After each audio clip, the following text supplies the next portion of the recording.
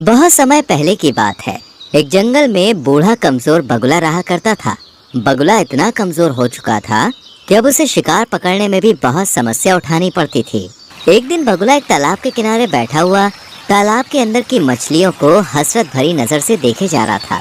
तभी एक मछली बगुले को देखकर बोली, क्या बात है बगुला भगत, इतनी गौर से क्या देख रहे हो? मैं 2 दिन से भूखा हूँ। कमजोर होने के कारण मैं कोई शिकार नहीं पकड़ पा रहा।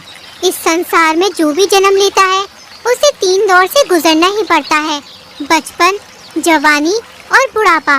तुम अपने जीवन के 2 दौर देख चुके हो, अब तीसरे का भी आनंद उठाओ। ये सुनकर बगुला क्रोधित होते हुए उस मछली से बोला, तुम अपने आप को समझती क्या हो? जब मैं जवान था तब किसी मछली की मुझसे बात करने की हिम्मत नहीं होती थी। लेकिन अब तुम जवान नहीं हो, अब जवान मैं हूँ। तुम हंसकर मेरा मजाक उड़ा रही हो। तुम इसी काबिल हो बगुले भगत। मैंने तुम्हारे चर्चे अपनी माँ और अपनी दादी से सुने हैं। जब तुम जवान थे तब तुम बहुत ही बुरे स्वभाव के थे। अब तुम बूढ़े हो चुके हो, इसलिए तुम्हारा मजाक उड़ाकर मैं तुमसे अपने पूर्वजों के साथ किए गए दुर्व्यवहार का बदला ले रही हूँ। बस इतना बोलकर मछली बगुले का मजाक उड़ाती हुई वहाँ से चली गई। बगुला उदास होकर जाती हुई मछली को देखकर अपने आप से बोला, काश मैं जवान होता तो इस स्वादिष्ट मछली को जरूर खाता। मगर बगुला नहीं जानता था कि इस दृश्य को दूर से एक कबूतर बैठा हुआ देख रहा था। कबूतर तुरंत उड़ता हुआ मीनू मौसी और रानू चिड़िया के पास जा पहुंचा और उन दोनों की ओर देखकर बोला, जब से मैंने बगुले का हाल देखा है तब से तो मुझे बुढ़ापे से डर लगने लगा है। रानू चिड़िया चौंकती हुई बोली, तुम कहना क्या चाहते हो? रानू, आज मैंने तालाब के किनारे एक बूढ़े बगुले को देखा। मैंने देखा कि किस तरह से एक मछली उसके बुढ़ापे का मजाक उड़ाती हुई वहाँ से चली गई। वो बेचारा बगुला 2 दिन से भूखा है। कबूतर की बात सुनकर रानू चिड़िया उदास होती हुई मीनू मौसी की ओर देखकर बोली, मीनू मौसी, क्या हम भी जब बूढ़े हो जाएंगे तो क्या हमारा भी हाल बगुले की तरह होगा?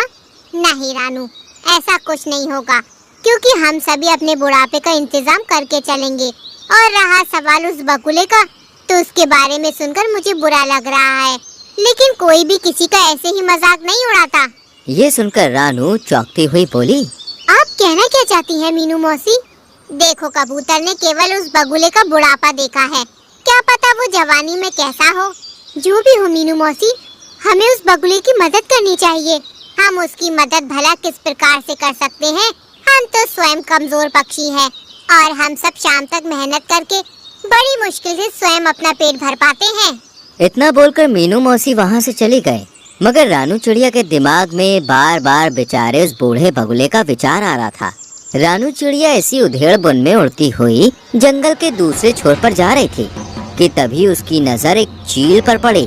रानू चिड़िया ने देखा कि उस चील के इर्द गिर्द बहुत सारे पक्षी गोल घेरा बनाए हुए बैठे थे। अरे, ये चील तो हमारे जंगल की नहीं लगती, और ये सारे पक्षी इस चील के सामने सम्मान पूर्वक क्यों बैठे हुए हैं? मुझे जाकर पता करना चाहिए। रानू चिड़िया उड़ती हुई उस चील के पास पहुंच गई और वहां बैठे हुए काले कौवे से बोली, काले कौवे, आखिर हमारे जंगल के सारे पक्षी इस चील के सामने क्यों बैठे हुए हैं? और ये चील तो हमारे जंगल की नहीं लगती। रानू, ये कोई मामूली चील नहीं है, बल्कि चमत्कारिक और विचित्र चील है, जो दूसरे जंगल से भ्रमण करती हुई यहाँ तक आई है। कुछ दिनों बाद ही यहाँ से चली भी जाएगी। जितने भी पक्षी यहाँ मौजूद हैं, उनकी कोई ना कोई समस्या है। वो सब अपनी समस्याओं का समाधान करवाने के लिए इस चील के पास बैठे हैं। रानू चिड़िया हंसते हुए काले कौवे से बोली, मुझे तुमसे ऐसी अंधविश्वास भरी बातों की उम्मीद नहीं थी। नहीं रानू, मैं स्वयं अपनी आँखों से इस चील का चमत्कार देख चुका हूँ। तभी वो चील रानू चिड़िया की ओर देखकर बोली, मैं कोई पाखंडी चील नहीं हूँ, मुझ में वास्तव में चमत्कारिक शक्तियाँ हैं। मैं कैसे मान लूँ? तो फिर तुम मुझे बताओ, तुम क्या देखना चाहती हो कि तुम्हें विश्वास हो जाए कि मैं एक चमत्कारिक चील हूँ?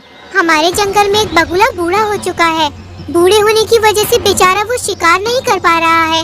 उसे कई दिन तक भूखा रहना पड़ता है और जंगल के प्राणी उस बेचारे बगुले का उसके बुढ़ापे का मजाक उड़ाकर चले जाते हैं। अगर तुम वास्तव में चमत्कारिक चील हो तो फिर तुम कुछ ऐसा करके दिखाओ कि वो बगुला दोबारा जवान हो जाए। रानू चिड़िया की बात सुनकर चील रहस्यमय अंदाज में रानू चिड़िया से बोली, हमें प्रकृति के नियमों के खिलाफ नहीं जाना चाहिए। जो एक बार बूढ़ा हो चुका है उसे बूढ़ा ही रहने दो।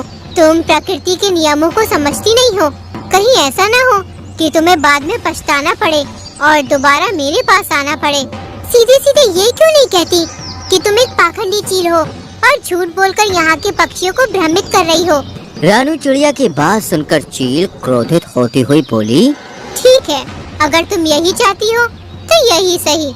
इतना बोलकर उस चील ने जमीन में रखा हुआ एक दाना रानू चिड़िया के पास फेंक दिया और रानू चिड़िया से बोली, ये एक चमत्कारिक शक्तियों का अभिमंत्रित किया हुआ दाना है। जाओ जाकर इस दाने को उस बगुले को खिला दो। वो बगुला जवान हो जाएगा, उसके अंदर जवानी जैसी ही शक्तियाँ आ जाएंगी।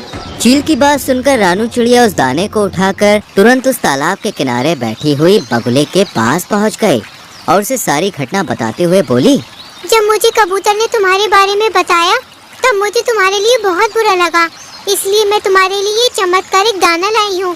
तुम जैसे ही इस दाने को खाओगे दोबारा जवान हो जाओगे। फिर तुम्हें भूखा नहीं रहना पड़ेगा और ना ही कोई तुम्हारा मजाक उड़ाएगा। चील की बात सुनकर बगुला खुश होते हुए रानू चिड़िया से बोला, तुम तो वाकई बहुत अच्छी हो रानू, मैं इस दाने को जरूर खाऊंगा। जैसे बगुले ने विचित्र चमत्कारिक दाने को खाया वो दोबारा से जवान हो गया। बगुले के दोबारा जवान होते ही रानू चिड़िया खुश होती हुई वहाँ से चली गई। रानू चिड़िया के जाते ही बगुला अपने आप से बड़े ही घमंडी अंदाज में बोला, अब तो मैं दोबारा जवान हो गया हूँ, अब मैं इस तालाब की सारी मछलियों को खा जाऊंगा। तभी बगुले की नजर एक सुंदर मछली पर पड़ी। बगुले ने बड़ी ही बेदर्दी से उस सुंदर मछली को अपनी चोंच से दबोच लिया। सुंदर मछली बगुले से बोली, मुझे छोड़ दो। नहीं, तुम तो मेरा भोजन हो और केवल तुम ही नहीं बल्कि तालाब में रहने वाली सभी मछलियाँ मेरा भोजन है, मैं सबको खा जाऊंगा। बगुले ने उस मछली को मार दिया और उसे बड़े ही शौक से खाने लगा। शाम तक बगुले ने तालाब की आधी मछलियाँ समाप्त कर दी। जो मछलियाँ उसे स्वादिष्ट लगती वो उसे खा जाता और जिन मछलियों में उसे स्वाद नहीं लगता तालाब के किनारे उन्हें फेंक देता और वो मछलियाँ तड़प तड़प कर मर जाती। अगले दिन कबूतर अपने पुत्र जो कि एक बच्चा था उसके साथ वहाँ से गुजर रहा था। कबूतर अपने पुत्र को उड़ना सिखा रहा था। तभी उसकी नज़र बगुले पर पड़ी जो कि जवान हो चुका था। कबूतर अपने बेटे के साथ तुरंत उस बगुले के नजदीक पहुंच गया। तुम्हें जवान देखकर मुझे बहुत ही अच्छा लग रहा है। तभी कबूतर की नजर वहां मरी हुई मछलियों पर पड़ी। ये तो तालाब की मछलियाँ हैं। बगुला उदासी से कबूतर से बोला, पता नहीं कल रात क्या हुआ, सारी मछलियाँ तालाब से बाहर आ गईं और अपने आप तड़पते तड़पते मर गईं। ये तो बहुत बुरा हुआ। वैसे भी मछलियाँ तुम्हारा बहुत मजाक उड़ाती थीं। अच्छा सुनो, मुझे एक बहुत ज़रूरी काम है और ये मेरा छोटा बेटा है, मैं इसे उड़ना सिखा रहा हूँ। क्या तुम कुछ देर के लिए इसका ख्याल रख सकते हो? हाँ हाँ क्यों नहीं, तुम आराम से जाओ और अपना काम समाप्त करके आना, तब तक मैं तुम्हारे बेटे का ख्याल रखूंगा। कबूतर वहाँ से चला गया। बगुला कबूतर के उस नन्हे बच्चे को गौर से देखने लगा। सच तो ये था कि उसके मुंह में पानी आ रहा था। वो मन ही मन में बोला, जब मैं जवान था तब मैं कबूतरों का मांस बड़े ही शौक से खाया करता था। कबूतर का मांस मेरा पसंदीदा मांस था। खैर कोई बात नहीं, अब मैं दोबारा जवान हो गया हूँ, क्यों ना मैं इस कबूतर के बच्चे का मांस चख लूं। तभी वो कबूतर का बच्चा बड़ी मासूमियत से बगुले से बोला, क्या हुआ? आप मुझे इतनी गौर से क्यों देख रही हैं? तुम्हें देखकर मेरी भूख और बढ़ती जा रही है। इतना कहकर बगुले ने अपनी चोंच से उस कबूतर के बच्चे को बड़ी ही बेदर्दी से मार दिया और उसे खा गया। कुछ देर के बाद जब कबूतर वहाँ पर आया तो अपने बच्चे को ना पाकर वो बगुले से बोला, अरे मेरा बच्चा कहाँ गया? तभी तालाब से एक मछली निकलकर बाहर आ गई और कबूतर से बोली, तुम्हारे बच्चे को यही बगुला भगत खा गया है। ये सुनकर कबूतर अविश्वास भरी नजरों से बगुले की ओर देखने लगा। तभी बगुला अकड़ता हुआ कबूतर से बोला, हाँ हाँ खाया है, तो इसमें समस्या क्या है? मुझे मांस पसंद है और तुम्हारे बच्चे का मांस मुझे बहुत ही ज्यादा अच्छा लगा, इसलिए मैं उसे खा गया। ये तो बहुत गलत बात है। तो तुम क्या कर लोगे? तुम मेरा मुकाबला नहीं कर सकते। समझ गया, इसका मतलब इस तालाब के अंदर रहने वाली मछलियों को भी तुम नहीं मारा है।